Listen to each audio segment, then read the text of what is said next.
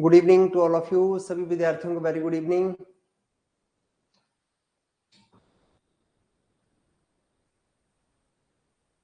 Good evening to all of you.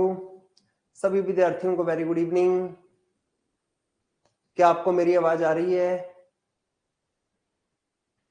क्या आपको मेरी आवाज आ रही है स्टूडेंट्स? कृपया कमेंट करके बताइए। Good evening Mahak, good evening. Good evening सभी को। Divya good evening. Pooja Kanwar good evening. Chitali Narula good evening. Nishant good evening. Pawan Kumar good evening. Dhananjay Suthar good evening. Jyot, Jiya, Happy, Arun, Ujjwal Gupta, Akash, सभी को गुड इवनिंग। स्टार्ट करें क्लास को। देखो आप सभी को बहुत बहुत मुबारक हो। जिन स्टूडेंट्स का एसबीआई का क्लर्क का प्री एग्जाम पास हुआ है उन सभी को बहुत बहुत शुभकामनाएं। आपका जो मेंस एग्जाम है वो बहुत ही नजदीक है और कुछ स्टूडेंट्स का 25 को है। आप अपनी अपनी जो है मेंस की एग्जाम डेट बताइए। एसबी क्लर्क की मेंस की एग्जाम डेट को जरा कमेंट बॉक्स में बताइए। देखते हैं कौन कौन सी डेट आप सबको मिली है। जिन स्टूडेंट्स का सिलेक्शन हुआ है भगवान करे आपका आगे भी मेंस क्लियर हो जाए।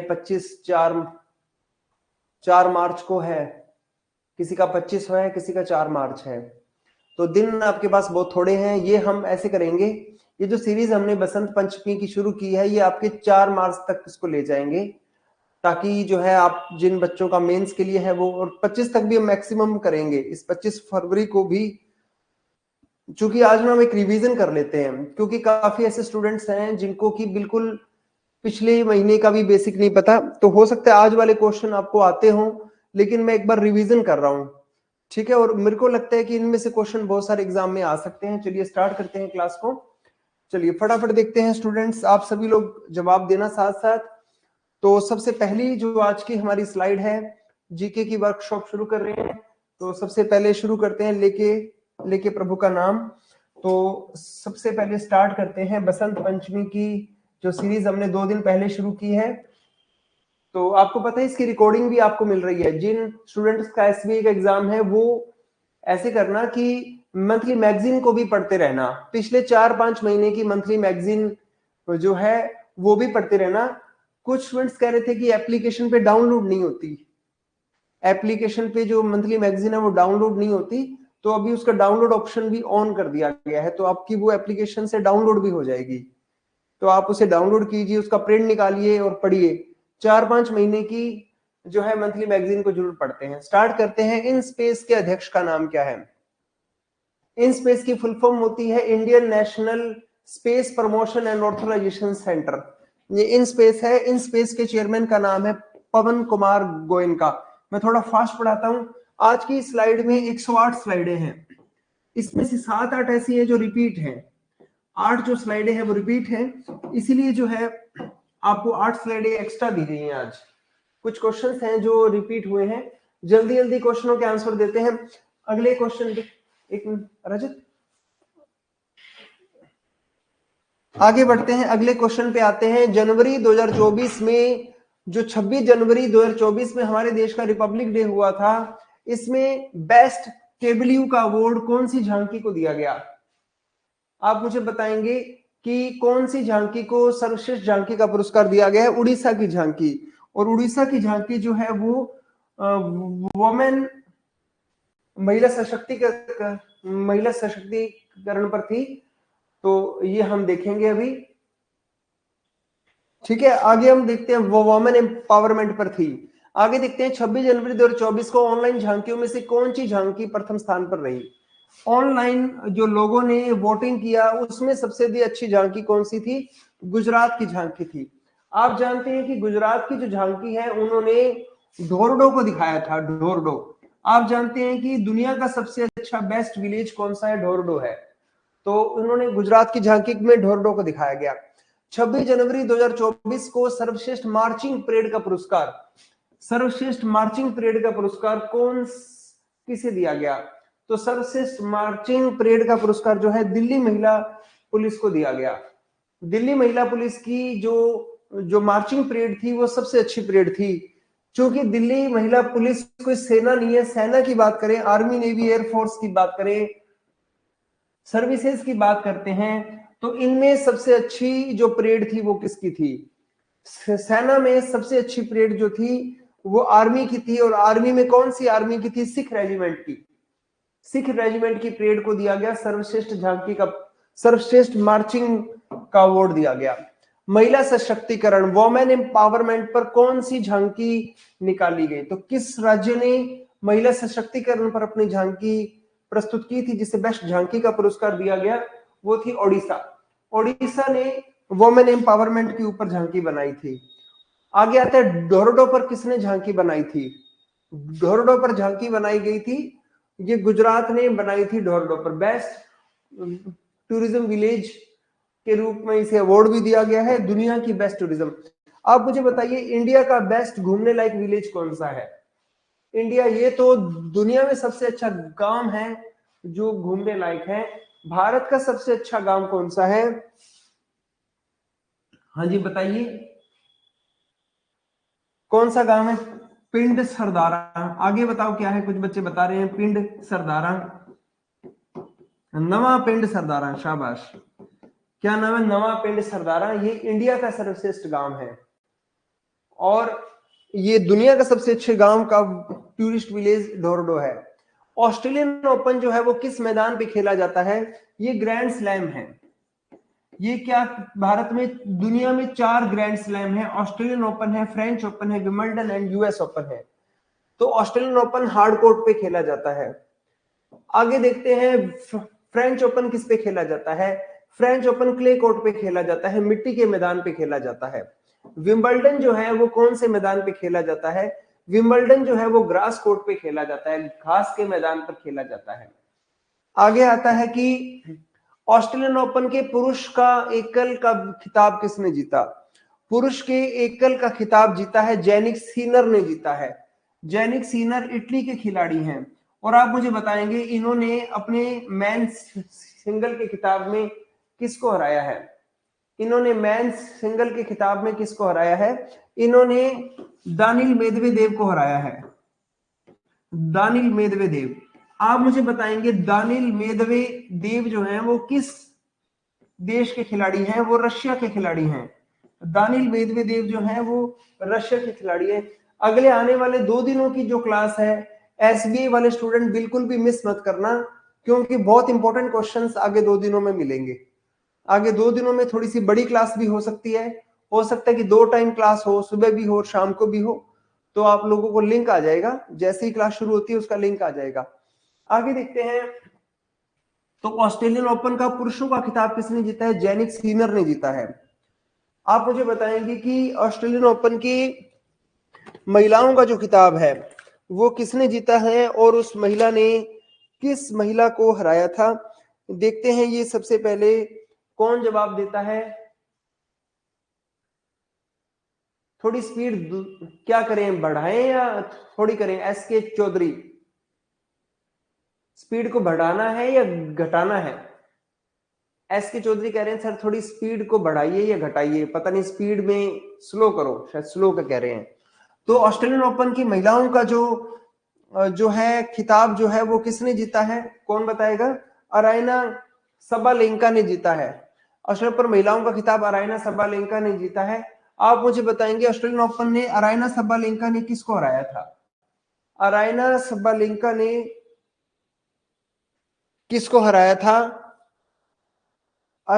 इसने हराया था, नोट नहीं कर पा रहे हैं, इसकी पीडीएफ मिल जाएगी आपको। कैलाश कह रहे हैं कि सर स्पीड थोड़ी करो, सर लिख नहीं पा रहे हैं। आप लिखने की जरूरत ही नहीं है, पीडीएफ मिल जाएगी आपको, ये क्लास खत्म होते ही पीडीएफ सेव हो जाएगी। ये है जेन ट्विन को हराया है, ये चाइनीज आइटम है, चाइनीज महिला है, इसको हराया है। आगे बात करते हैं कि ऑस्ट्रेलियन ओपन का डबल्स का खिताब, मोस्ट इंपॉर्टेंट क्वेश्चन है मेरे हिसाब से, ये क्वेश्चन एग्जाम में पक्का आएगा। मैथ्यू एबडेन के साथ मिलकर किस भारतीय खिलाड़ी ने मिक्स डबल का खिताब जीता है? और ये 8 साल बाद किसी इंडियन ने ये खिताब जीता है। कोई भी ग्रैंड स्लैम 8 सालों से किसी इंडियन ने नहीं जीता। अब इसने जीता है। वो व्यक्ति कौन है? वो है रोहन बोपन्ना। आप मुझे बताएंगे ये मैथ्यू एबडन किस देश के खिलाड़ी हैं? मैथ्यू एबडन ऑस्ट्रेलिया के खिलाड़ी हैं। अगर आपको ये वीडियो रिकॉर्डिंग में स्पीड से भी देख सकते हैं, इसकी स्पीड बढ़ाने का ऑप्शन होता है, लेकिन वो एक बार क्लास होने के बाद में बढ़ा सकते हैं। और ये 41 ईयर के हैं या 43 ईयर के हैं, बहुत बड़ी उम्र के ये खिलाड़ी हैं। मैथ्यू एबडन ऑस्ट्रेलिया के हैं और रोहन बोपन्ना इंडिया के हैं, और इन्होंने मिलके जो है ये खिताब जीता है। अगले क्वेश्चन पे आते हैं। भारत में इलेक्ट्रिक व्हीकल्स को बढ़ावा देने की योजना कौन सी है? भारत में इलेक्ट्रिक वाहनों को बढ़ावा देने की योजना का नाम है फेम योजना है। भारत में इलेक्ट्रॉनिक वाहनों को बढ़ावा देने की योजना कौन सी है? फेम योजना है। इलेक्ट्रिक व्हीकल्स का जमाना आ रहा है आगे। प्रधानमंत्री मोदी जी को 2023 में पिछले साल कौन से देश का हाईएस्ट सिविल अवार्ड नहीं मिला है? नॉट रिसीव है। देखो, मोदी जी को ग्रीस का अवार्ड मिला है, फिजी का मिला है, फ्रांस का मिला है, इजिप्ट का भी मिला है, जर्मनी का नहीं मिला। यहां पर मोदी जी को मिला है पापुआ न्यू गिनी का। मोदी जी को कौन से और देश का मिला है? पापुआ न्यू गिनी का हाईएस्ट सिविल अवार्ड मिला है। तो ये देशों की संख्या कितनी हो गई है? 5 देशों का highest civil award last year Modi ji ने जीता है। अभी एक आपके एग्जाम में यूआईसीएल का असिस्टेंट का एग्जाम हुआ था, उसमें पूछा गया इजिप्ट के हाईएस्ट सिविल अवार्ड का नाम बताइए। इजिप्ट का हाईएस्ट सिविल अवार्ड है ऑर्डर ऑफ नाइल। इजिप्ट का हाईएस्ट जो सिविल अवार्ड है वो कौन सा है? ऑर्डर ऑफ नाइल है, ऑर्डर ऑफ नील। नील नदी का वरदान कहते हैं मिस्र को, इनके नाम पे है। भारत में कितनी रामसर साइट है? आज की तारीख में भारत में 80 रामसर साइट है। भारत की पहली रामसर जो साइट थी वो कौन सी थी? चिल्का झील उड़ीसा थी। चिल्का झील उड़ीसा थी। अभी तक भारत में कितनी रामसर साइट थी? 75 थी। 2002 फरवरी 2024 को इसमें 5 और ऐड हो गई, तो टोटल इनकी संख्या अब कितनी हो गई है? 80 हो गई है। ये 5 में बताएंगे, ये मैंने कल भी बताया था आपको। आप मुझे बताएंगे तमिलनाडु की कितनी है और कर्नाटका की कितनी रामसर साइट है? आर्द्र भूमि वेटलैंड्स हैं। रामसर साइट का मतलब होती है वेटलैंड्स होती है। वेटलैंड होती है जो जमीन गीली जमीनें हैं। तो ये है कर्नाटका की 3 है, तमिलनाडु की 2 है। कर्नाटका की 3 है, तमिलनाडु की 2 है। शाबाश। आगे बढ़ते हैं अगले क्वेश्चन पे। इससे रिलेटेड ही क्वेश्चन है। वर्ल्ड वेटलैंड डे कौन सी तारीख को मनाया जाता है? वर्ल्ड वेटलैंड डे मनाया जाता है 2 फरवरी को मनाया जाता है। इसकी थीम याद कर लेना। कोई मुझे उसकी थीम बताएगा इस बार के वेटलैंड डे की थीम क्या थी? और आप मुझे बताएंगे इस बार के 26 जनवरी की थीम क्या थी? 26 जनवरी 2024 की थीम क्या थी? और भारत की आजादी को 75 साल पूरे हुए हैं, और भारत की आजादी का 75 रुपए का सिक्का भी निकाला गया है। एक 75 रुपए का सिक्का भी निकाला है। ठीक है, तो आप लोगों ने इनकी थीम मुझे बतानी है, अभी थोड़ी देर में बताना। अगले क्वेश्चन पे आते हैं। India the mother of democracy, Divya ने सबसे पहले जवाब दिया है। और इसकी जो थीम है wetland and human wellbeings. Wetland and human wellbeings. Wetland and human wellbeings, ये जवाब किसका आया था? ये अंकित आर्य का जवाब था। और ह्यूमन वेलबींग, सॉरी वेलबींग्स नहीं लिखा, वेलबींग्स, ह्यूमन वेलबींग्स याद कर लेना। और जनवरी की थीम थी द मदर ऑफ डेमोक्रेसी, विकसित भारत एंड लोकतंत्र की माता, ऐसे the mother of democracy, mother of democracy, mother of democracy, India the mother of democracy, ये इस बार की थीम है। विकसित भारत भी इस बार की थीम है, विकसित भारत भी है। अगला क्वेश्चन आता है कि खेलो इंडिया यूथ गेम 2024 में सबसे ज्यादा मेडल किसने जीते? इस क्वेश्चन पे आने से पहले मैं आपके सामने 6 मैस्कोट लिखता हूं, आपने मुझे बताना है ये मैस्कोट कौन कौन से मैस्कोट है। आप मुझे बताएंगे वीर मंगाई किसका मैस्कोट है?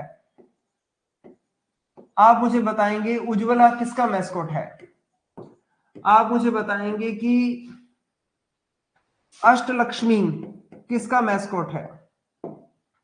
अष्टलक्ष्मी किसका मैस्कॉट है? आप मुझे बताएंगे कि फेरेजियन कैप किसका मैस्कॉट है? फेरेजियन कैप किसका मैस्कॉट है? जल्दी जल्दी देखेंगे कौन बता सकता है। वीर मंगाई। ये खेलो इंडिया यूथ गेम में सबसे ज्यादा मेडल जीते हैं महाराष्ट्र ने जीते हैं। खेलो इंडिया यूथ गेम में सबसे ज्यादा मैच किसने जीते हैं? महाराष्ट्र ने जीते हैं। वीर मंगाई जो है वो खेलो इंडिया यूथ गेम्स इसी का ही मैस्कॉट है। ये वाले जो गेम हो रहे हैं इसी का मैस्कॉट वीर मंगाई है। उज्ज्वला जो है वो क्या है वो भी देखेंगे।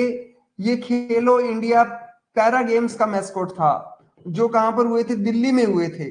विकलांग लोगों के लिए जो गेम्स हुए थे उनका मैस्कॉट था उज्ज्वला। और अष्टलक्ष्मी जो है खेलो इंडिया यूनिवर्सिटी गेम्स है। खेलो इंडिया यूनिवर्सिटी गेम्स जो गुवाहाटी के अंदर हो रहे हैं। कहां पर हो रहे हैं? गुवाहाटी में शुरू हो चुके हैं। ये गेम हुए थे दिल्ली में। और ये क्या है? ये एक गौरैया है। उज्ज्वला एक गौरैया है, स्पैरो है। अष्टलक्ष्मी एक तितली है। अष्टलक्ष्मी एक तितली है। वीर मंगाई एक औरत है, रानी लक्ष्मीबाई है जो लोगों से लड़ रही है। फेरिजिन कैप जो है ये फ्रेंच में ये ओलंपिक का मैस्कॉट है। ओलंपिक जो इस साल होना है 2024 में होना है, पेरिस में होना है, ये उसका मैस्कॉट है। ये उसका मैस्कॉट है। सारे के सारे मैस्कॉट आपको पता लग गए होंगे। वीर मंगाई, उज्ज्वला, अष्टलक्ष्मी, ये सारे मैस्कॉट आपने देखने हैं। अगले क्वेश्चन पे आते हैं। खेलो इंडिया पैरा गेम्स में सबसे ज्यादा मेडल किसने जीते? आप जानते हैं कि ये गेम दिल्ली में हुए थे और इसके मैस्कॉट का नाम है उज्ज्वला। ये पीडीएफ आपको मिल जाएगी। क्लास खत्म होते ही मैं आपको इसके क्यूआर बना दूंगा तो आप इसे स्कैन कर लेना, आपको पीडीएफ मिल जाएगी। हाँ, आप ऐसे करना, आप स्टूडेंट एक ऐसे कीजिए जिन बच्चों ने अभी ये आपने 80 949 88 188 नंबर पर ना आप एड मी Basant Panchami special BPS GK लिख दीजिए। बसंत पंचमी स्पेशल जीके ये लिख के व्हाट्सएप कर देना। आपको मैं ना बहुत सारी चीजें एक पीडीएफ रूप में बहुत कुछ एक्स्ट्रा बातें जो देनी है वो इस पे मिल जाएंगी आपको। आप अपना नेम एड्रेस जरूर लिख देना। आप अपना नेम एड्रेस लिख देना तो आपको बसंत पंचमी स्पेशल इस पे व्हाट्सएप भेज देंगे। तो आपको ना बहुत सारी चीजें जीके की और कोई भी पीडीएफ आपको मिल नहीं रही, डाउनलोड नहीं हो रही कोई वीडियो वगैरह, कोई पीडीएफ वगैरह, तो आपको इस नंबर से आपको हेल्प मिल जाएगी। खेलो इंडिया पैरा गेम्स में सबसे ज्यादा मेडल किसने जीते हैं? हरियाणा ने जीते हैं। विकलांग लोगों के ओलंपिक थे ये। आगे देखते हैं। सत्यजीत रे लाइफ टाइम अचीवमेंट अवार्ड 54वां अंतरराष्ट्रीय फिल्म महोत्सव में किसे दिया गया? ये माइकल डगलस को दिया गया। मुझे बताएंगे माइकल डगलस जो है हॉलीवुड एक्टर है, किस देश के एक्टर हैं, कहां पे एक्टिंग करते हैं? और ये 54वां अंतरराष्ट्रीय फिल्म महोत्सव कहां पर हुआ था? पणजी में हुआ था, गोवा के अंदर हुआ था। और आपको जानते हैं कि माधुरी दीक्षित को स्पेशल पुरस्कार दिया गया इसमें। माधुरी दीक्षित को स्पेशल प्राइज दिया गया। माधुरी दीक्षित की पहली मूवी का नाम था अबोध। माधुरी दीक्षित की पहली मूवी का नाम क्या था? अबोध था। चलो, ये जो एक्टर हैं ये कहां के एक्टर हैं? गोवा के हैं। ये एक्टर तो यूएसए के हैं शायद। चलो आगे देखते हैं। चांद पर जाने वाली पहली महिला का नाम बताइए। आप जानते हैं कि 2025 में नासा जो है अपना एक मून मिशन भेजने वाला है। उस मिशन का नाम है आर्टेमिस सेकंड है। इसके तहत वो 4 लोगों को अंतरिक्ष में भेजेगा। उनमें एक औरत है, औरत का नाम है क्रिस्टीना कोच। औरत का नाम क्या है? क्रिस्टीना कोच है। ये चांद पे जाने वाली पहली महिला बनेगी।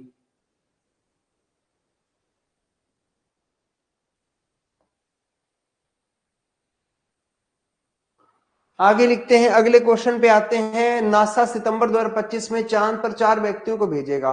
उस मिशन का नाम बताइए।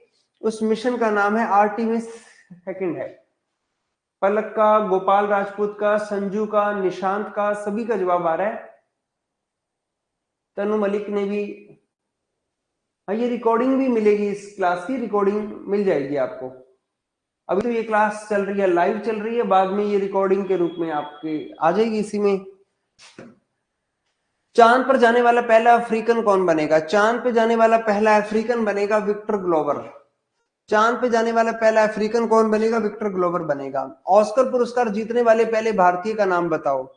ऑस्कर पुरस्कार 1983 में कॉस्ट्यूम के लिए भानु अथैया को मिला था। इनकी मूवी का नाम था गांधी। मूवी में इन्होंने कॉस्ट्यूम डिजाइन की थी, वस्त्र निर्धारित किए थे। भानु अथैया पहले ऑस्कर पाने वाली महिला थी। ऑस्कर पुरस्कार पाने वाले सेकंड इंडियन कौन से थे? ये थे सत्यजीत रे थे। इन्हीं के नाम पे वो पुरस्कार दिया गया। और अभी हाल ही में माइकल डगलस को सत्यजीत रे लाइफ टाइम अचीवमेंट अवार्ड दिया गया। भारत में बनने वाली पहली फिल्म बताओ। राजा हरीश चंद्र मूवी थी, 3 मई 1913 को ये रिलीज की गई। ये कुछ बीच में स्टैटिक जीके के क्वेश्चन है। 38वें नेशनल गेम 2024 कहां पर होंगे? ये क्वेश्चन उत्तराखंड में होंगे। ये भारत के सबसे बड़े गेम है और इस साल इसको 100 साल भी पूरे हो गए हैं। नेशनल जो गेम्स हैं, ये नेशनल गेम्स 1924 में शुरू हुए थे। अभी 2024 में से कितने साल पूरे हो गए हैं? 100 साल, 100वीं एनिवर्सरी है। आप मुझे बताएंगे आईएनएस तारमुगली भारतीय नौसेना में शामिल किया गया। यह सबसे पुराना, इसका पहले नाम क्या था? पहले ये इंडियन नेवी में ही था। इसका नाम था आईएनएस तिलचांग था। 2006 में हमने इसे मालदीव को दे दिया था। मालदीव वालों ने इसका बहुत साल तक इस्तेमाल किया, लेकिन अभी मालदीव के नए राष्ट्रपति मोहम्मद मोइजू बन गए हैं। मोहम्मद मोइजू की भारत से नहीं बनती, उन्होंने ये जहाज हमें वापस दे दिया है। अब हमने भारत में वापस आ गया, हमने इसका नाम बदल दिया है। इस जहाज का नाम बदल के इसको रिपेयर कर दिया है, इसकी मरम्मत करके इसका नाम, इसको भारतीय सेना में दोबारा शामिल कर लिया है। और अभी इसी जहाज का नया नाम क्या है? तारमुगली है। अभी हमने एक जासूसी जहाज भी बनाया है। हाल ही में भारतीय नौसेना ने एक जासूसी जहाज को भी शामिल किया है, स्पाई शिप है। क्या नाम है उसका? आईएनएस संधायक। आईएनएस संधायक जो है, ये जो है जहाज, अभी हमने स्पाइंग जहाज शामिल किया है। भारतीय नौसेना का स्थापना दिवस 4 दिसंबर को किस जगह मनाया गया? भारतीय, आप जानते हैं कि 4 दिसंबर को नौसेना का डे होता है। मैंने आपकी कल की क्लास में सारे डे बताए हैं। तो ये इस बार का हमने नौसेना दिवस बनाया है सिंधुदुर्ग फोर्ट में। ये शिवाजी का फोर्ट है। और आप जानते हैं कि हमने भारतीय वायुसेना के, भारतीय नौसेना के जो एम्बलम होते हैं, उसके ऊपर भी हमने शिवाजी की फोटो को स्थापित किया है। आप देखते हैं कि जो शिवाजी है ना, उनके एम्बलम को हमने भारतीय नौसेना ने अपने उसमें शामिल किया है। तो हमारी ये देखिए, ये जो है, ये हमने नए सारा कुछ कर दिया है, चेंज किया है। Change the Indian navy uniform को चेंज किया है। और ये जो हमारी जो ये यूनिफॉर्म है इंडियन नेवी की, इसमें छत्रपति शिवाजी की तलवार और दूरबीन को इसमें दिखाया गया। ये एपिलेट्स को चेंज किया गया है। तो हमारी, आप जानते हैं कि भारत की जो नौसेना है, भारत की जो नौसेना है, इसके तो हमने एपिलेट्स को चेंज किया है। और हमारी जो वायुसेना है, इसका झंडा बदला है, वायुसेना का फ्लैग बदल दिया गया है। वायुसेना का फ्लैग बदला है और इसके क्या बदले हैं? एपिलेट्स को बदला है। एपिलेट्स होते हैं जो किसी आर्मी वाले की बॉडी पे, उसकी यूनिफॉर्म के ऊपर लगते हैं, वो बदले हैं हमने। अगले क्वेश्चन पे आते हैं। 1971 में भारतीय नौसेना द्वारा पाकिस्तान पर किए गए ऑपरेशन का नाम बताइए। Operation Trident. ऑपरेशन ट्राइडेंट था जो भारतीय नौसेना ने पाकिस्तान पे किया था। भारत की सबसे पहली रामसर साइट कौन सी थी? वेटलैंड्स होती है, भारत में 80 वेटलैंड्स हैं। और भारत की सबसे पहली वेटलैंड का नाम था चिल्का झील, उड़ीसा थी। अगला क्वेश्चन आता है कि 2 फरवरी 2024 को भारत की कितनी रामसर साइट नई घोषित की गई? 5 रामसर साइट नई घोषित की गई है। 35वें समर ओलंपिक 2032 कहां पर होंगे? 35वें समर ओलंपिक 2032 ब्रिस्बेन ऑस्ट्रेलिया में होंगे। ओलंपिक्स ऑस्ट्रेलिया में होंगे 2032 में, और 2028 वाले ओलंपिक जो हैं वो लॉस एंजल्स अमेरिका में होंगे। ये 34वें ओलंपिक होंगे। और 33वें ओलंपिक 2024 में ये पेरिस फ्रांस में होंगे, इस साल होंगे। और आप मुझे ये बताएंगे कि देखो, मैं जो क्वेश्चन स्टैटिक वाले हैं मैं थोड़े स्पीड से पढ़ा रहा हूं, जहां कोई समझाने वाली बात होती है तो मैं आपको डिटेल से समझा रहा हूं, कोई प्रॉब्लम तो नहीं है। तो जहां आपको समझाने वाली बात होती है मैं थोड़ा रुक के समझा देता हूं। ओलंपिक रिंग होते हैं, ओलंपिक के 5 क्या होते हैं? छल्ले होते हैं। ओलंपिक के 5 रिंग होते हैं। सबसे पहले वाला जो रिंग होता है, वैसे तो हरा रिंग जो होता है ये सेकंड लास्ट होता है, ये ऑस्ट्रेलिया को दर्शाता है। ग्रीन जो रिंग होता है वो ऑस्ट्रेलिया को दर्शाता है। जो लाल रंग का जो छल्ला होता है वो अमेरिका यूएसए को दर्शाता है, अमेरिकी महाद्वीप को दर्शाता है, कॉन्टिनेंट को दर्शाता है। पीला रंग का जो छल्ला है वो एशिया को दर्शाता है। वैसे मां सरस्वती का रंग है पीला। अभी हाल ही में लोकसभा सांसद की सदस्यता निरस्त की गई है, तो कौन सी एमपी है जो पैसे देके सवाल पूछती थी पार्लियामेंट में, उसे निकाल दिया गया पार्लियामेंट से? महुआ मोइत्रा। आप मुझे इसका लोकसभा क्षेत्र बताएंगे। वैसे बता देता हूं, ये पश्चिम बंगाल की है। आपने मुझे बताना है पश्चिम बंगाल के किस क्षेत्र से, कौन सा इसका संसदीय क्षेत्र था, इसका लोकसभा क्षेत्र कौन सा था, वो आपने मुझे बताना है। ये था महुआ मोइत्रा है, जिसे एमपी की सीट से निकलना पड़ा है। अगला क्वेश्चन आता है कि डीआरडीओ, ये बंगाल की तो है, लेकिन बंगाल में कौन सी जगह है? कृष्ण नगर की रहने वाली है। दिव्या ने सबसे पहले जवाब दिया है, कृष्णा नगर सीट से है। ये पश्चिम बंगाल की कृष्णा नगर सीट से है। दिव्या सबसे पहले जवाब दिया है, क्लैपिंग कीजिए। महक ने भी जवाब दे दिया है। आगे, डीआरडीओ द्वारा ऐसी कौन सी मिसाइल को बनाया गया है जो 4 एरियल टारगेट को एक साथ भेजने की क्षमता रखती है? निशांत में SG नाम लिखा हुआ है। तो ये 4 एरियल टारगेट को आकाश है। आप मुझे बताएंगे, अस्त्र मिसाइल भी अभी भारतीय वायुसेना में शामिल की गई है, क्या ये एयर टू एयर मिसाइल हो गई? ये वायुसेना में शामिल की गई। आकाश जो है ये एक साथ 4 एरियल टारगेट को भेज सकती है। अभी एक एग्जाम हुआ था, UICL असिस्टेंट का पेपर आया था, उसमें पूछा गया था कि अस्त्र मिसाइल का परीक्षण कहां से किया गया? चांदीपुर उड़ीसा से। ये मिसाइल कहां से लॉन्च की गई है? चांदीपुर उड़ीसा से। वहां से पूछा था मिसाइल किस जगह से लॉन्च की गई है। तो आजकल ना एग्जाम में थोड़ा अलग प्रश्न पूछ लेते हैं, तो जो भी मैं क्वेश्चन पढ़ा रहा हूँ एक्स्ट्रा क्वेश्चन भी इससे संबंधित आप देख लीजिए। आगे आता है कि मिजोरम में कौन सी पार्टी की सरकार बनी है? लाल दुहोमा मुख्यमंत्री बने हैं। लाल दुहोमा सीएम बने हैं, उनकी पार्टी का नाम है जोराम पीपुल्स मूवमेंट है। अगला क्वेश्चन आता है कि टाइम मैगजीन का सर्वश्रेष्ठ एथलीट ऑफ द ईयर का पुरस्कार ये लायनेल मेसी को मिला है। लियोनेल मेसी को एथलीट ऑफ द ईयर का पुरस्कार मिला है। अगला क्वेश्चन आता है कि ब्रिक्स 2024 की बैठक किस स्थान पर होगी? ब्रिक्स 2024 की बैठक जो है ये कजान रशिया में होगी। आपने मुझे बताना है, अभी ब्रिक्स में 5 नए मेंबर और ऐड हो गए हैं। ब्रिक्स में पहले 5 थे, 5 तो थे ही मेंबर, 5 नए और आ गए हैं, तो इनकी संख्या हो गई है 10। कोई मुझे बताएगा इन पांचों के नाम? जो 5 नए मेंबर ब्रिक्स में ऐड हुए हैं वो है आई यूज ई याद कर लीजिए। सबसे पहले ईरान, सब उसके बाद में यूएई, उसके बाद में सऊदी अरब, और उसके बाद में आता है इजिप्ट, और लास्ट वाला जो ई है उसका मतलब है इथोपिया। आई यूज ई, इथोपिया। तो ये जो देश हैं, ये नए शामिल हुए हैं, अभी ब्रिक्स में नए शामिल हुए हैं। ब्रिक्स में भी ये सब देश शामिल हुए हैं। मनप्रीत ने, SG ने, चेताली ने, और भी बच्चों ने, ये पूर्वी ने, मोहम्मद इरशाद ने, तन्नू मलिक ने बता दिए हैं सारे।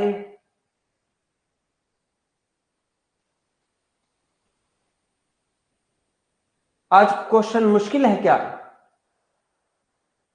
आज वाले क्वेश्चन मुश्किल लग रहे हैं आपको? वैसे तो आसान क्वेश्चन है। वैसे चलो देखते हैं, आगे देखते हैं। निम्न में से किस वर्ष ब्रिक्स की बैठक भारत में आयोजित नहीं हुई है? देखो जो ब्रिक्स है ना, ब्रिक्स की जो बैठक है वो हुई थी भारत में 3 बार हुई है, 2012 में, 2016 में और 2021 में हुई है। तो कौन से वर्ष भारत में नहीं हुई? 2013 में नहीं हुई है। माल्टा का एक जहाज जो सोमालिया के उग्रवादियों ने अरब सागर में हाईजैक कर लिया था, भारत ने छुड़ाया है। उस जहाज का नाम क्या है? MV ruin. एक इंडिया का भी जहाज था, मैं शॉर्ट में लिख रहा हूं एमवी नॉरफॉल्क। बीच में बताइए क्या नाम आता है, उस जहाज का नाम बताइए। भारत का जो जहाज जो अभी उन्होंने पकड़ लिया था, उस जहाज का नाम बताएंगे, कौन सा जहाज था? आगे बढ़े।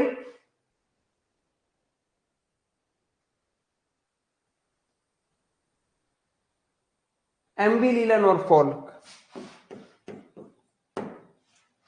एमवी लीला नॉरफॉल्क है। आगे देखते हैं, लगभग क्वेश्चन रिपीट हो रहे हैं। दुनिया का सबसे बड़ा nuclear fusion reactor JT60SA European union के साथ मिलकर किस देश ने बनाया है? ये एक न्यूक्लियर रिएक्टर बन रहा है, कहां पर बनाया जा रहा है? जापान में। अभी भारत का एक है कुंडन कुलम है, कुंडन कुलम है, ये भी परमाणु रिएक्टर है, परमाणु संयंत्र है, ये तमिलनाडु में बन रहा है।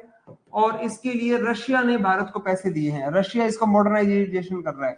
तो भारत के कौन से न्यूक्लियर रिएक्टर का रशिया मॉडर्नाइजेशन करने जा रहा है? उसका नाम है कुंडन कुलम। फुटबॉल का सबसे बड़ा पुरस्कार बैलन डी और मेसी को कितनी बार मिला? ये 2-3 बार आ गया क्वेश्चन, 8वीं बार। आगे देखते हैं, दुनिया की सबसे बड़ी ऑफिस बिल्डिंग का नाम बताइए। तो दुनिया की सबसे बड़ी ऑफिस बिल्डिंग भारत में बनी है, सूरत डायमंड बोर्श इंडिया में बनी है। तो ये बड़ी बिल्डिंग है, इसकी एरिया बहुत बड़ा है। अगला क्वेश्चन आता है, 26 जनवरी 2024 को कुल कितने व्यक्तियों को पद्म पुरस्कार से सम्मानित किया गया था? देखिए आपका रिवीजन हो रहा है अभी। आज 2 दिन क्लास, आज मैं रिवीजन क्लास रखी है ताकि एक बेसिक क्वेश्चन आपके सामने। बहुत बार ऐसा होता है कि हमें ना इजी क्वेश्चन पे हार जाते हैं बच्चे, इजी क्वेश्चन छोड़ के आ जाते हैं। तो मैं इसीलिए आज आपको सारे जो बेसिक क्वेश्चन एक बार पढ़ा रहा हूं, फिर थोड़े से हार्ड क्वेश्चनों की तरफ बढ़ेंगे आगे। आज का दिन दीजिए, थोड़े इजी क्वेश्चन है आज, कल से थोड़े क्वेश्चनों का लेवल को बढ़ाएंगे। एक बार मैं आप लोगों का बेसिक पार करना चाहता हूं। पद्म पुरस्कार 132 लोगों को मिले हैं 26 जनवरी को। क्वेश्चन आता है, इसमें कितने व्यक्तियों को पद्म विभूषण दिया गया? पद्म विभूषण 5 व्यक्तियों को दिया गया। पद्म विभूषण 5 को दिया गया। पद्म भूषण कितने लोगों को दिया गया? पद्म भूषण जो है वो 17 लोगों को दिया गया। पद्म भूषण भारत का 3rd हाईएस्ट सिविल अवार्ड है। और पद्म श्री पुरस्कार 110 लोगों को मिला। तो टोटल कितने हो गए हैं? 132 लोग हो गए हैं। अगला क्वेश्चन आता है, 26 जनवरी 2024 के पद्म पुरस्कार प्राप्त व्यक्तियों में से कितने विदेशी व्यक्ति हैं? 6 विदेशी हैं। आपने मुझे बताना है इसमें फ्रांस के कितने व्यक्ति हैं, आपने मुझे बताना है पापुआ न्यू गिनी के कितने हैं, पापुआ न्यू गिनी के कितने लोगों को दिया गया है, और आपने मुझे बताना है कि ये ताइवान के कितने लोगों को मिला है। कौन मुझे सबसे पहले बताएगा ये पुरस्कार? पूजा ने सबसे पहले जवाब दिया है, पूजा कंवर ने। 4-1-1 टोटल 6 लोगों को मिला है। टोटल 6 लोगों को मिला है विदेशी व्यक्तियों में से। तो क्वेश्चन आता है कि किस देश के व्यक्ति को पद्म पुरस्कार नहीं दिया गया? तो इसमें श्रीलंका के किसी व्यक्ति को नहीं दिया गया। पापुआ न्यू गिनी, ताइवान और फ्रांस के व्यक्ति को दिया गया। दुनिया की दूसरी सबसे बड़ी ऑफिस बिल्डिंग कौन सी है? सूरत डायमंड बोर्स तो भारत की है। दूसरी जो बिल्डिंग है वो है पेंटागन, अमेरिका में है। पहले ये सबसे बड़ी बिल्डिंग होती थी। हाल ही में कौन सा देश ब्रिक्स का नया सदस्य नहीं बना है? मैंने अभी सारे ब्रिक्स के देश आपको बताए, उसमें अर्जेंटीना का नाम नहीं बताया। अर्जेंटीना ने ब्रिक्स में शामिल होने से मना कर दिया है। हाल ही में किस हवाई अड्डे को अंतरराष्ट्रीय हवाई अड्डे का दर्जा दिया गया है? सूरत हवाई अड्डे को। और आप मुझे बताएंगे अयोध्या के अंदर जो नया हवाई अड्डा बना है, अयोध्या में राम भगवान की प्राण प्रतिष्ठा 22 जनवरी को हुई थी, तो आपने मुझे बताना है हवाई अड्डे का नाम, वो है महर्षि वाल्मीकि हवाई अड्डा। महर्षि वाल्मीकि अंतरराष्ट्रीय हवाई अड्डा कहां पर है? अयोध्या के अंदर है, और इसको इंटरनेशनल एयरपोर्ट बना दिया गया है। भारतीय संविधान के किस अनुच्छेद में बजट के बारे में, अब जो क्वेश्चन है वो बजट से रिलेटेड है, बजट वाले क्वेश्चंस आएंगे। भारतीय संविधान के कौन से अनुच्छेद में बजट के बारे में लिखा गया है? आर्टिकल 112 में बजट के बारे में बताया गया है। भारतीय संविधान में बजट के लिए कौन सा शब्द इस्तेमाल किया गया है? Annual financial statement. बजट के लिए कौन सा शब्द इस्तेमाल किया गया है? एनुअल फाइनेंशियल स्टेटमेंट शब्द इस्तेमाल किया गया है। ब्रिटिश भारत के पहले वित्त मंत्री का नाम था जेम्स विल्सन थे। और अगले क्वेश्चन का आंसर नहीं लिखा हुआ, आजाद भारत के पहले वित्त मंत्री कौन थे? आजाद भारत के पहले वित्त मंत्री का नाम था आर के षणमुखम शेट्टी। आर के षणमुखम शेट्टी, ये भारत के पहले क्या थे? वित्त मंत्री थे इंडिपेंडेंट इंडिया के। तो ए आंसर लिख लीजिए। रिपब्लिक इंडिया के पहले वित्त मंत्री कौन थे? 26 जनवरी 1950 के बाद भारत के पहले वित्त मंत्री कौन बने थे? जॉन मथाई बने थे। जॉन मथाई भारत के वित्त मंत्री बने थे 26 जनवरी 1950 के बाद में। अब तक भारत का बजट कितने प्रधानमंत्रियों द्वारा प्रस्तुत किया गया है? 3 प्रधानमंत्रियों ने ये बजट, भारत का बजट बनाया है। वैसे तो वित्त मंत्री बनाता है, लेकिन भारत में प्रधानमंत्रियों द्वारा भी बजट बनाया गया है। 3 प्रधानमंत्री, वो 3 प्रधानमंत्री कौन कौन से हैं? जवाहरलाल नेहरू, इंदिरा गांधी और राजीव गांधी। ये 3 प्रधानमंत्रियों ने बजट पेश किया हुआ है। सबसे पहले महिला वित्त मंत्री जिसने बजट पेश किया, तो पहली महिला वित्त मंत्री का नाम इंदिरा गांधी था। अगर आपसे पूछा जाए पूर्णकालिक वित्त मंत्री का नाम पूछा जाए, तो पूर्णकालिक यानी कि फुल टाइम, तो निर्मला सीतारमण थी। ये लिखा फुल टाइम वुमेन फाइनेंस, ये निर्मला सीतारमण है। क्योंकि इंदिरा गांधी वित्त मंत्री नहीं थी, वो प्रधानमंत्री थी, एडिशनल चार्ज उनके पास था। भारत में सबसे ज्यादा बार बजट पेश करने वाले वित्त मंत्री का नाम बताइए। देखो इसमें मोरारजी देसाई ने 10 बार बजट पेश किया है, और आप जानते हैं कि पी चिदम्बरम ने 9 बार बजट पेश किया है, और प्रणब मुखर्जी जो भारत के पहले राष्ट्रपति भी रह चुके हैं, उन्होंने 8 बार बजट पेश किया है। इसका आंसर मोरारजी देसाई है, 10 बार बजट पेश किया है।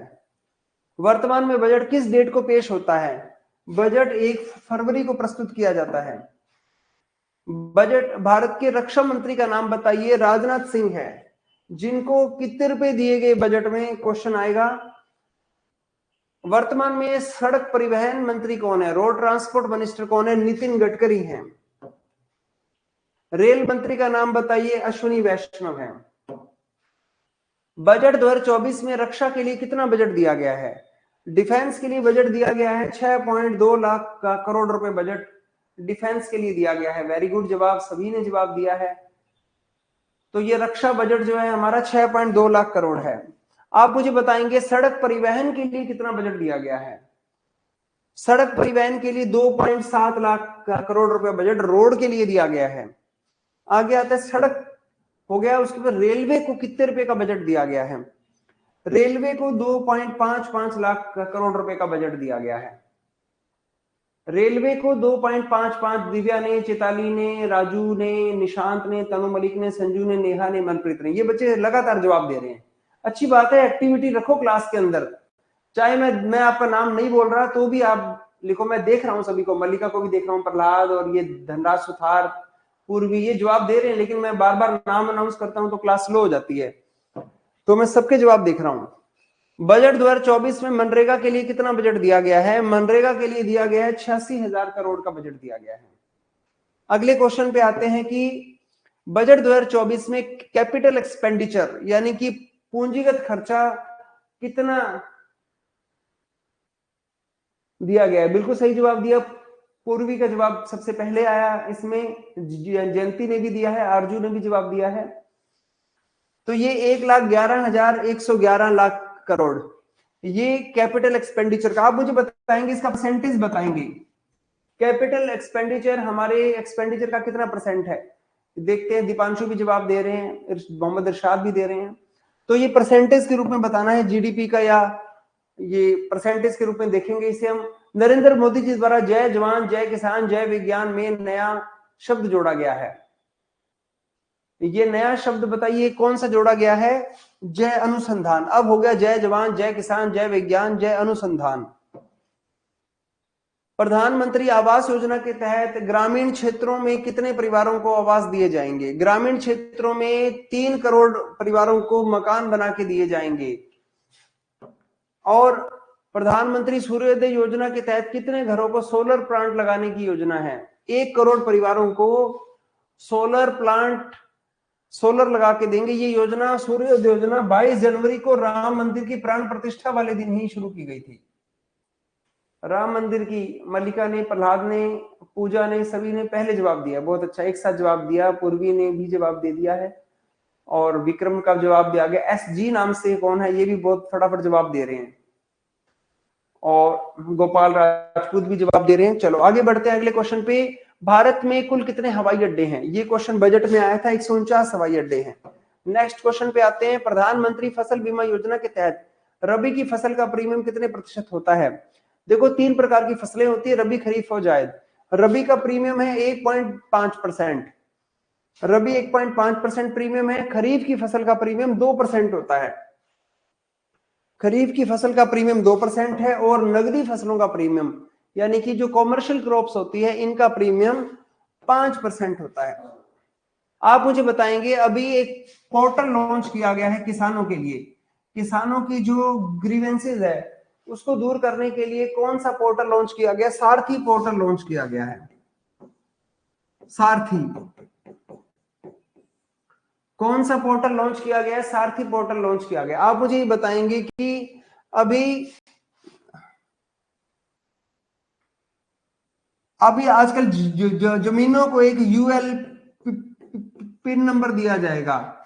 सारी जमीनों को एक यूनिक आइडेंटिफिकेशन नंबर दिया जाएगा। 14 अंकों का यह नंबर होगा। आप मुझे बताएंगे इसकी फुल फॉर्म क्या है? यूनिक लैंड, पे की फुल फॉर्म बताइए? Permanent identification number. और भी कोई बात है क्या इसके अंदर? क्या हमारी भारत के ग्रामीण में सभी फसलों को, सभी जमीनों को एक नंबर मिलेगा? लैंड पार्सल है शायद, लैंड पार्सल। लैंड के साथ एक वर्ड और भी है, लैंड पार्सल शब्द लिखिए, लैंड पार्सल, ये एक साथ है। Unique land parcel permanent identification number, ये यूएलपीएन नंबर, एलपिन नंबर जमीनों को मिलेगा।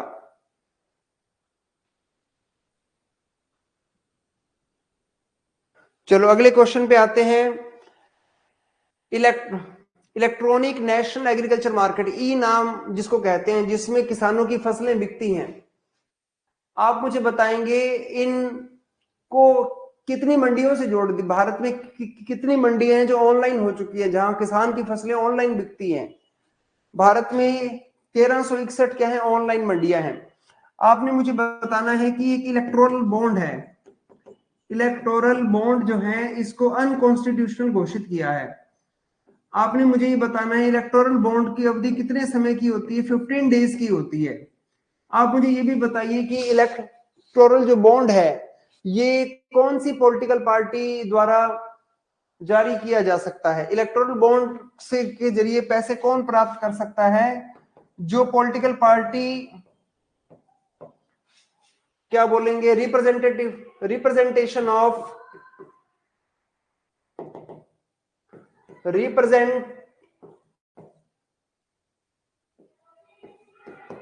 रिप्रेजेंटेशन ऑफ पीपल एक्ट 1951 के तहत जो पॉलिटिकल पार्टीज रजिस्टर होती हैं, वही इलेक्टोरल बॉन्ड के रूप में रिप्रेजेंटेशन ऑफ पीपल एक्ट 1951 की धारा 29A में जो पॉलिटिकल पार्टी रजिस्टर होती है, वो पॉलिटिकल पार्टी इलेक्टोरल बॉन्ड के द्वारा पैसे ले सकती है, और इलेक्टोरल बॉन्ड कितने दिन के लिए जारी किए जाते हैं? 15 डेज के लिए। UICL AO का पेपर हुआ था अभी 13 फरवरी को, उसमें ये क्वेश्चन आया था, उसमें ये आया था क्वेश्चन, इलेक्टोरल बॉन्ड का क्वेश्चन आया था। उसमें पूछा था कि पूर्वी ने बताया कि ये कौन जारी करता है? ये SBI द्वारा जारी किया जाता है। ये कौन जारी करता है? SBI जारी करता है। बजट 2024 में राजकोषीय घाटा GDP का कितना प्रतिशत है? GDP का राजकोषीय घाटा जो है 5.1% है। कितना प्रतिशत है ये? GDP का 5.1% है। अगले क्वेश्चनों के जवाब जल्दी जल्दी जवाब देना। आप मुझे बताएंगे कि विश्व बैंक के वर्तमान अध्यक्ष कौन है? वर्ल्ड बैंक के वर्तमान अध्यक्ष कौन है? अजय बंगा हैं। और आप मुझे बताएंगे कि IMF की MD कौन है? चेयरपर्सन नहीं होती, IMF की MD होती है। IMF की MD का नाम है क्रिस्टलिना जॉर्जीवा है। IMF की MD कौन है? दिव्या पलक, राजू बेनीवाल, निशांत, मोहम्मद शाह समी, शंकर लाल, ये सभी लोगों ने जवाब दिए हैं। पूर्वी ने भी जवाब दे दिया। आगे देखते हैं, एशियाई विकास बैंक का अध्यक्ष कौन है? ADB का अध्यक्ष कौन है? मासासुगु आसाकावा है। अब अगले क्वेश्चन इनसे संबंधित हैं। वर्ल्ड बैंक ने भारत की GDP का कितना % फोरकास्ट किया है? देखते हैं सबसे पहले जवाब कौन देता है।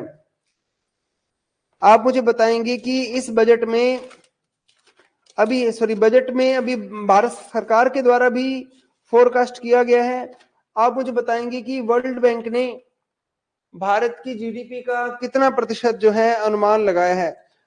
सबसे पहले कुछ बच्चे 6.4 कह रहे हैं, कुछ बच्चे 6.3 कह रहे हैं। मैं 1 मिनट के लिए इस क्वेश्चन पे रुकता हूं और मैं आप लोगों का देखता हूं। लगभग जवाब 6.4 के ज्यादा आ रहे हैं, तो इसका आंसर 6.4 हो गया। बिल्कुल, ये क्वेश्चन मुश्किल था।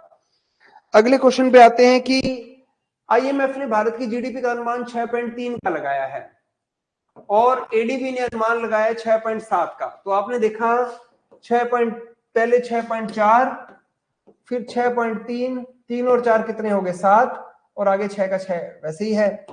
तो ये अनुमान जो है वो ADB का हो गया। ऐसे करके थोड़ा सा हिंट लगा लो। आगे देखते हैं, भारत सरकार के द्वारा, NSSO के द्वारा, नेशनल स्टेटिस्टिक ऑर्गेनाइजेशन के द्वारा भारत की GDP का कितना % अनुमान लगाया गया है? भारत की GDP का 7.3% अनुमान लगाया है। अगर आपसे RBI द्वारा पूछ ले, RBI की मॉनेटरी पॉलिसी अभी जारी हुई थी, अभी एक क्वेश्चन आया था, UICL AO में क्वेश्चन आया था कि MPC में कितने मेंबर बैठते हैं? MPC में कितने मेंबर होते हैं? 6 मेंबर होते हैं। MPC में कितने मेंबर होते हैं? 6 मेंबर्स होते हैं। आप मुझे बताएंगे इस बजट में, ये जो मॉनेटरी पॉलिसी RBI द्वारा जारी की गई है, इस मॉनेटरी पॉलिसी में हमारे देश की कितना % अनुमान लगाया गया है GDP का? RBI ने कितना % मॉनेटरी पॉलिसी में भारत की GDP का अनुमान लगाया है? ये क्वेश्चन का आंसर कौन देगा? दिव्या के जवाब बिल्कुल एक्यूरेट आ रहे हैं, 7%। बाकी मलिका 7.2 कह रही है, मनप्रीत 6.5 कह रहे हैं। तो तनु मलिक ने 7 बोला है और दिव्या ने 7 बोला है। बहुत अच्छा, विक्रम का भी 7 आंसर था। आगे देखते हैं, दुनिया की 5 बड़ी अर्थव्यवस्थाओं में पहले नंबर पे अमेरिका है, 2 नंबर पे चीन है, 3 नंबर पे जर्मनी है, चौथे नंबर पे जापान है, 5वां देश भारत है, छठा देश UK है। 1 2 3 4 5 6।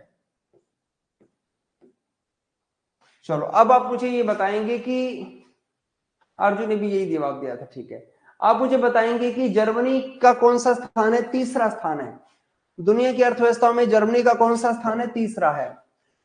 जापान का कौन सा स्थान है? चौथा है। भारत का कौन सा स्थान है? 5वां स्थान है। और भारत में कितने % लोग गरीबी रेखा से ऊपर आने का दावा किया गया है? 25 करोड़ लोग गरीबी रेखा से क्या आ चुके हैं? बाहर आ चुके हैं। अगला क्वेश्चन देखिए, ये 100वां क्वेश्चन है, लेकिन आगे मैं 5-10 क्वेश्चन एक्स्ट्रा पढ़ाऊंगा क्योंकि कुछ क्वेश्चन रिपीट हुए थे। आप मुझे बताएंगे डीबीएफ डायरेक्ट बेनिफिट ट्रांसफर से भारत को इस बजट में कितने रुपए की बचत हुई है? 2.7 लाख करोड़ की बचत हुई है। भारत को 2.7 लाख करोड़ की क्या हुई है? बचत हुई है।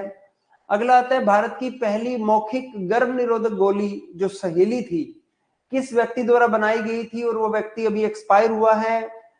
पहली ओरल कॉन्ट्रासेप्टिव पिल ये बनाई थी, नित्यानंद ने बनाई थी। ये किसने बनाई थी? नित्यानंद द्वारा बनाई गई थी। उत्तराखंड की पहली महिला चीफ सेक्रेटरी का नाम बताइए।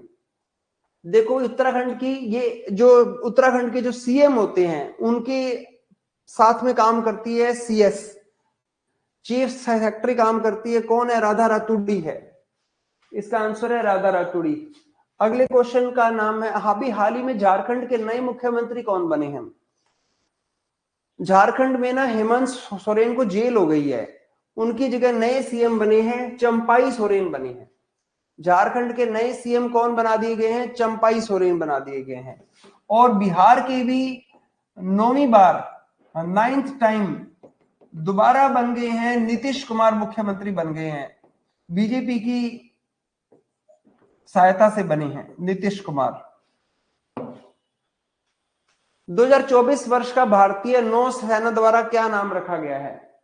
2024 वर्ष का नाम भारतीय नौसेना द्वारा ईयर ऑफ टेक्नोलॉजी अब्जॉर्प्शन नाम दिया गया है। ये भारतीय, सॉरी ये तो आर्मी ने दिया है, सॉरी ये नाम तो आर्मी के द्वारा दिया गया है।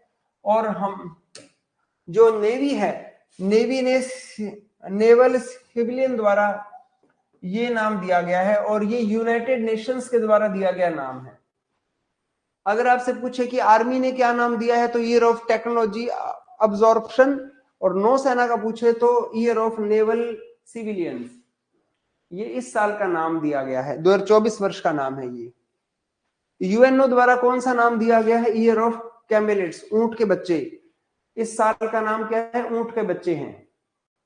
जवाब दे रहे हैं सभी लोग, राजू बेनीवाल, चेताली, पूर्वी, धनंजय, सुथार। अगले क्वेश्चन पे आते हैं, भारतीय थल सेना द्वारा 2024 वर्ष का क्या नाम रखा गया है? Year of technology absorption. Asia का 5वां डार्क स्काई नेशनल पार्क, देखो एशिया का 5वां है, भारत का पहला है। भारत का पहला है। डार्क स्काई का मतलब यहां पर जो आर्टिफिशियल जो लाइट्स है वो नहीं लगाई जाएंगी। पेंच जो है नेशनल पार्क, ये मध्य प्रदेश में भी है और ये कुछ हिस्सा महाराष्ट्र में भी है। बहुत बड़ा नेशनल पार्क है। तो महाराष्ट्र वाला जो एरिया है ना वो उन्होंने घोषित किया है डार्क स्काई में। और पेंच नेशनल पार्क में जंगल बुक, जंगल जंगल बात चली है, पता चला है, वो वाली जो है इसी में वो फिल्माई गई थी। देश का सबसे लंबा सी ब्रिज कौन सा है और इसकी लंबाई बताएंगे। ये अभी हाल ही में नवी मुंबई से ये अटल सेतु है। आपने मुझे बताना है कि ये नई मुंबई से किसको जोड़ता है और इसकी मुझे लंबाई भी बतानी है। देखते हैं मुझे कौन बताता है इसकी लंबाई कितनी है। बिल्कुल सही जवाब है नेहा, पलक, जयंती, तनु मलिक।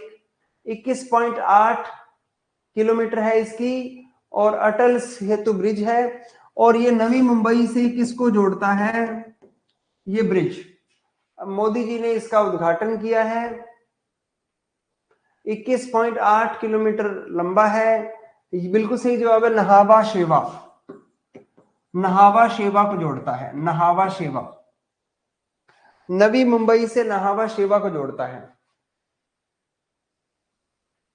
आगे आता है, भारत में खेल दिवस कौन सी तारीख को मनाया जाता है? ये क्वेश्चन बार बार रिपीट हो जाता है तो इसलिए थोड़ी एक्स्ट्रा क्वेश्चन आज दे दिए मैंने। आप मुझे बताएंगे कि बीसीसीआई द्वारा अर्जुन अवार्ड के लिए किस खिलाड़ी का नाम भेजा गया? ये मैंने कल भी रिपीट किया था, मोहम्मद शमी का नाम है।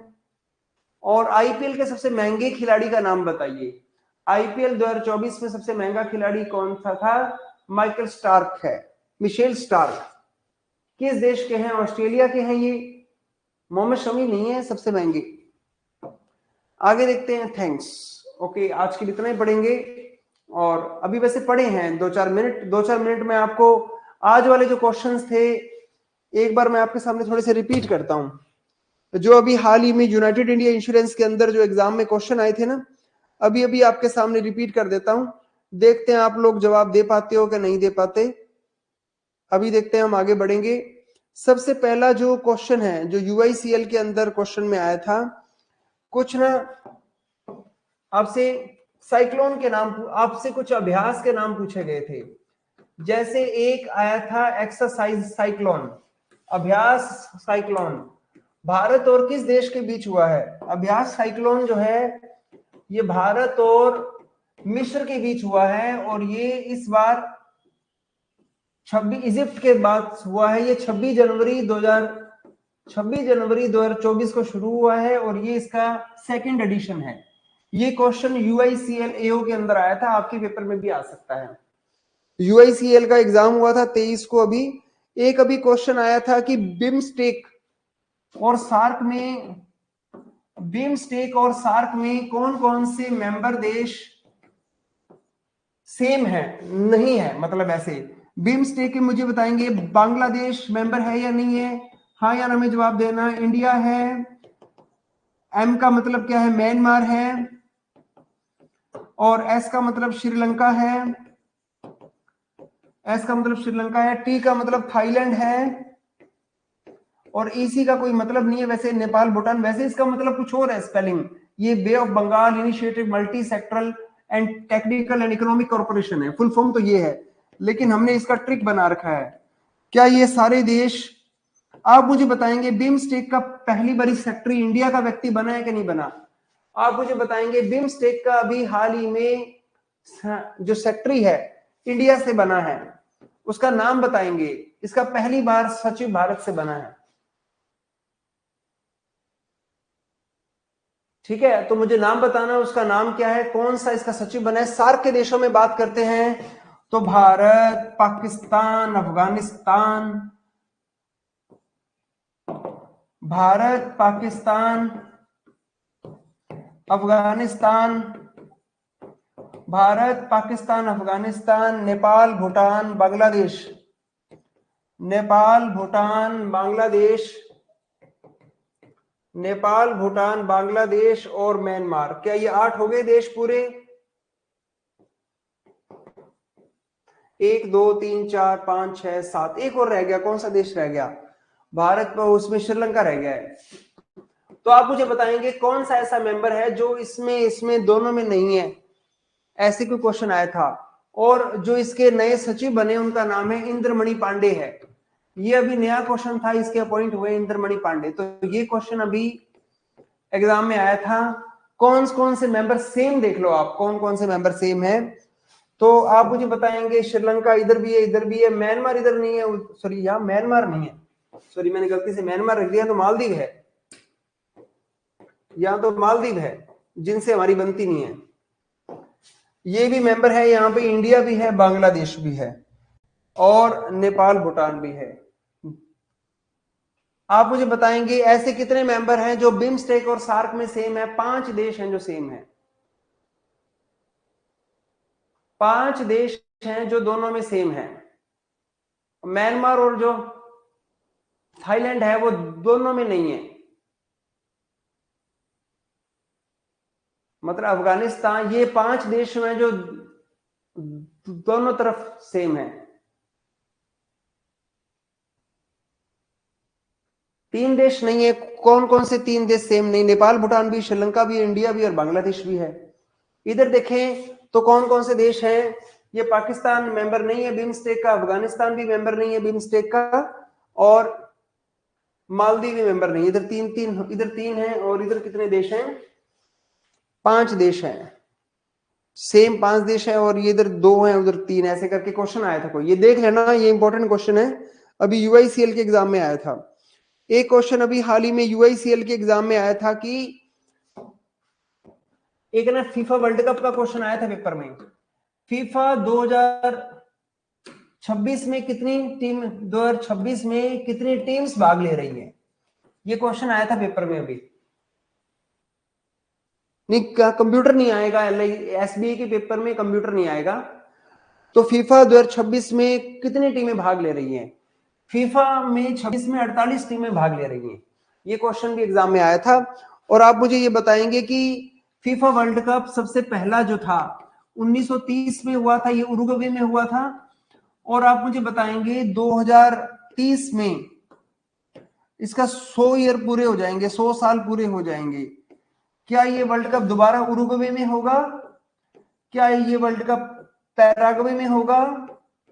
क्या ये वर्ल्ड कप अर्जेंटीना में होगा? Uruguay, Paraguay, Argentina. क्या ये वर्ल्ड कप स्पेन में होगा? क्या ये वर्ल्ड कप पुर्तगाल में होगा? क्या ये वर्ल्ड कप मोरक्को में होगा? ये 6 देशों में होना है 2030 में। और पेपर में तो 26 वाला आया था आपके पेपर में, तो 26 वाला यूएसए, मैक्सिको और कनाडा में होना है। यूएसए, मैक्सिको व कनाडा में होना है।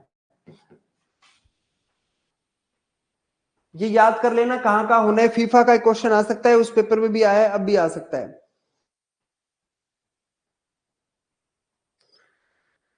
एक क्वेश्चन आया था कि म्यांमार की सीमा किस किस से लगती है। एक क्वेश्चन आया था कि क्योंकि अभी भारत म्यांमार का जो बॉर्डर है, बॉर्डर को क्या कर रहा है, सील कर रहा है। तो म्यांमार की सीमा लगती है, किस किस से लगती है? हमारी सीमा अरुणाचल प्रदेश से लगती है।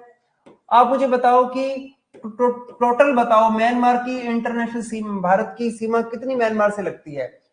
अरुणाचल प्रदेश के बाद में नागालैंड की सीमा लगती है, फिर मिजोरम की लगती है, और फिर सॉरी मणिपुर की, फिर मिजोरम की, नागमणि मिजो।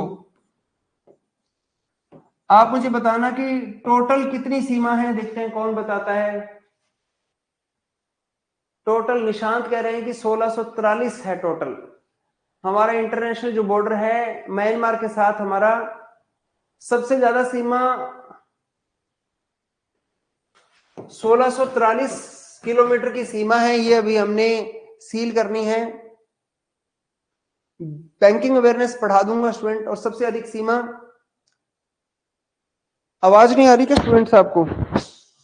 धनंजय कह रहे हैं आवाज नहीं आ रही सर। मेरे ख्याल तो आवाज आ रही है। सबसे ज्यादा सीमा किसकी लगती है? मैं आपको कल 2 दिन बैंकिंग अवेयरनेस के क्वेश्चन पढ़ाता हूं, 2 दिन, ठीक है। 520 है अरुणाचल प्रदेश की सीमा, चिताली ने बता दिया। अकेले अरुणाचल प्रदेश की 520 किलोमीटर की सीमा है। एक क्वेश्चन आया था कि एनपीएस जो नेशनल पेंशन स्कीम है का लॉक इन पीरियड पूछा था एग्जाम में। एनपीएस का लॉक इन पीरियड 3 साल है। ये पेंशन की योजना है, इसका लॉक इन पीरियड पूछा था 3 साल का है। एक एग्जाम में ये क्वेश्चन आया था कि ऑनलाइन जो गेमिंग होती है, इस पर कितना % जीएसटी लगता है। अभी चेंज किया था, ये तो 28% है। ऑनलाइन गेमिंग पर 28% जीएसटी, ये भी क्वेश्चन आया था एग्जाम में। एक क्वेश्चन आया था कि भारतीय संविधान की कौन सी अनुसूची, जो शेड्यूल है, अनुसूची जो है भारतीय संविधान की, वो भाषाओं से रिलेटेड है, जिसमें भाषाएं हैं, कितनी भाषाओं को मान्यता प्राप्त है, भाषाओं से रिलेटेड है, वो 8th शेड्यूल है। भारतीय संविधान का कौन सा शेड्यूल है? 8th शेड्यूल है। तो 8वां जो शेड्यूल है ये भाषाओं से रिलेटेड है, 22 भाषाओं को मान्यता प्राप्त है। एक क्वेश्चन आया था कि भारत का सबसे बड़ा एफडीआई का सोर्स का क्वेश्चन आया था। एक क्वेश्चन आया था कि महात्मा गांधी भारत में कौन से ईयर में आए थे? महात्मा गांधी भारत में 9 जनवरी 1915 को भारत में आए थे साउथ अफ्रीका से। और 9 जनवरी का दिन कौन सा डे मनाया जाता है? एनआरआई डे मनाया जाता है। एक आया था कि जीआई टैग कितने सालों के लिए दिया जाता है? जीआई टैग कितने सालों के लिए दिया जाता है? 10 साल के लिए दिया जाता है। तो जीआई टैग कितने साल के लिए दिया जाता है? 10 साल के लिए। एक आया था क्वेश्चन की G20 की 2024 की समिट ब्राजील के कौन से शहर में होगी? ब्राजील के कौन से शहर में होनी है? ये रियो डी जेनेरो ब्राजील के अंदर होनी है। रियो डी जेनेरो ब्राजील में होनी है। देखो कई बार हम बैंकिंग अवेयरनेस के इतने क्वेश्चन आए नहीं है, डरने वाली बात नहीं है। पूरे एग्जाम में बैंकिंग अवेयरनेस के ज्यादा क्वेश्चन नहीं थे।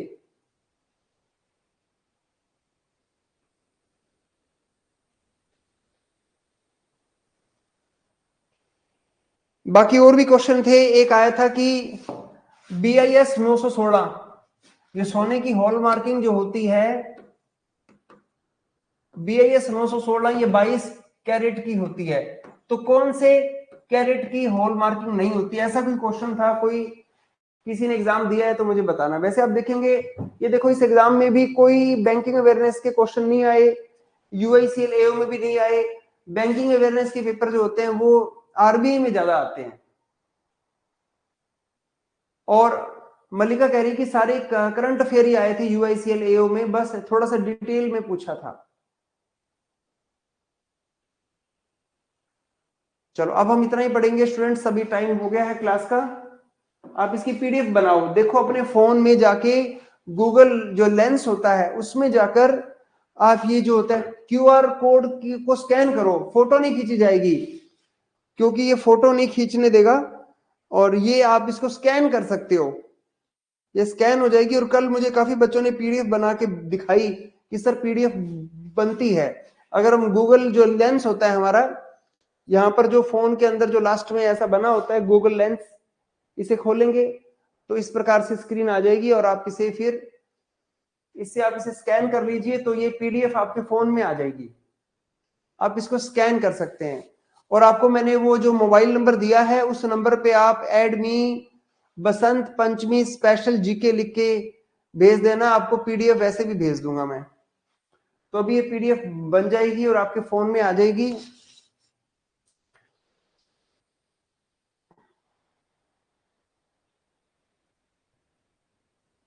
अच्छा, फोन पे ही चला रहे हैं क्या आप? कुछ बच्चे कह रहे हैं हम तो क्लास ही फोन पे चला रहे हैं सर। चलो आप ऐसे कीजिए, स्कैन कीजिए इसको तो ये आपके फोन में आ जाएगी।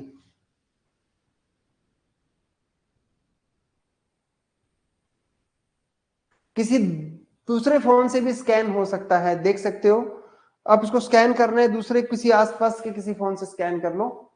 कोई आपके रूम पार्टनर हो, कोई आपके घर पे कोई और मेंबर हो, उससे भी स्कैन कर सकते हैं। स्कैन कर लीजिए, ये स्कैन हो जाएगा।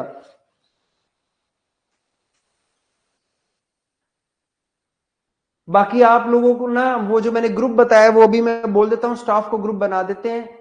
आप उस पर मैसेज भेज देना एडमी बसंत पंचमी GK लिख के, और मैं नंबर, बच्चे कह रहे हैं सर दोबारा बता दीजिए, PDF की ये हट जाएगा, मैंने वो नंबर दोबारा लिखा तो दोबारा बता देता हूं मैं। नंबर 80 949 88 188। इस नंबर पर ऐड मी, अपना नाम एड्रेस जरूर लिखना, बसंत पंचमी स्पेशल GK लिख देना, नाम एड्रेस जरूर लिखना, नहीं तो ऐड नहीं करेंगे वो ग्रुप के अंदर। ये लिख देना, आपको इस पे मिल जाएगी PDF। ये ग्रुप बना देंगे, वो आज रात को बना देंगे। Okay students, bye, all the best. आपको सभी को अच्छे से पढ़ाई करो, बाय। हाँ, मंथली मैगजीन जो है वो डाउनलोड हो जाएगी। मंथली मैगजीन आप पढ़िए, 4-5 महीने की मंथली मैगजीन को भी पढ़िए। देखो अभी तो मैं ज्यादा GK नहीं करा पाता, 1 घंटे का ही होता है, आपके पास तो सारा दिन होता है। मंथली मैगजीन के प्रिंट आउट निकालिए और एक हाइलाइटर लीजिए, उसको हाईलाइट कीजिए मेन न्यूज को, और मंथली मैगजीन में बहुत अच्छा एक्सप्लेन भी किया गया है। तो एप्लीकेशन में जब आप मंथली मैगजीन को देखेंगे तो डाउनलोड हो जाएगी, पहले वो सिर्फ होती नहीं थी डाउनलोड, अब वो उसमें डाउनलोडिंग ऑप्शन आ गया है, तो आप उसे कर लेना, डाउनलोड कर लेना। Okay student, bye, Tata.